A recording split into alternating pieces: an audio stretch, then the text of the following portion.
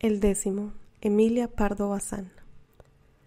La historia de mi boda, óiganla ustedes, es bastante original.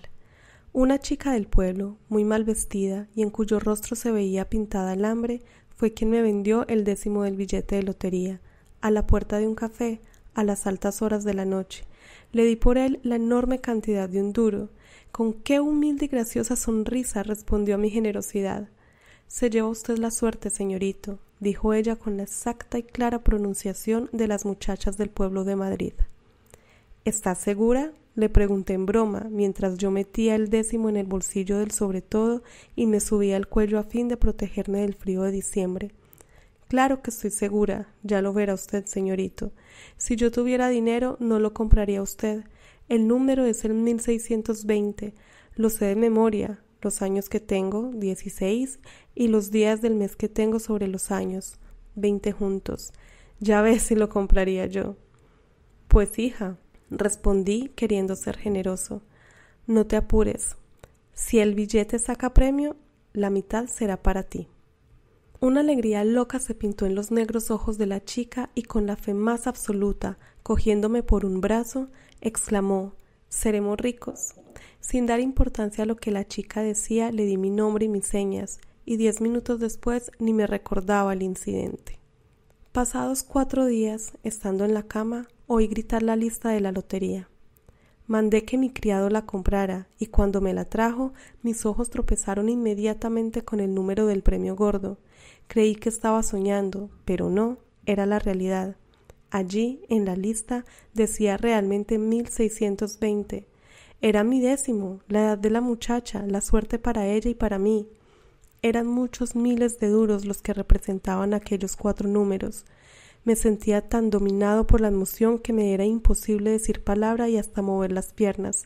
Aquella humilde y extraña criatura, a quien nunca había visto antes, me había traído suerte, había sido mi mascota.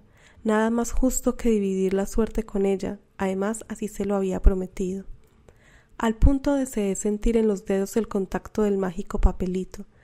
Me acordaba bien, lo había guardado en el bolsillo exterior del sobretodo. ¿Dónde estaba el sobretodo? Colgado en el armario. A ver, toco aquí, busco allá, pero nada. El 10º no aparece. Llamo al criado con furia y le pregunto si había sacudido el sobretodo por la ventana. Ya lo creo que lo había sacudido, pero no había visto caer nada de los bolsillos, nada absolutamente. En 5 años que hace que está a mi servicio no le he cogido nunca mintiendo. Le miro a la cara, le he creído siempre, pero ahora no sé qué pensar. Me desespero, grito, insulto, pero todo es inútil. Me asusta lo que me ocurre. Enciendo una vela, busco en los rincones, rompo armarios, examino el cesto de los papeles viejos. Nada, nada. A la tarde, cuando ya me había tendido sobre la cama para ver si el sueño me ayudaba a olvidarlo todo, suena el timbre. Oigo al mismo tiempo en la puerta ruido de discusión, voces de protesta de alguien que se empeña en entrar, y al punto veo ante mí a la chica, que se arroja en mis brazos gritando y con lágrimas en los ojos. Señorito, señorito, ¿ve usted cómo yo no me engañaba? Hemos sacado el gordo. Infeliz de mí. Creía haber pasado lo peor del disgusto, y ahora tenía que hacer esta cruel confesión. Tenía que decir, sin saber cómo, que había perdido el billete, que no lo encontraba en ninguna parte, y que por consiguiente nada tenía que esperar de mí la pobre muchacha, en cuyos ojos negros y vivos temía ver brillar la duda y la desconfianza. Pero me equivocaba.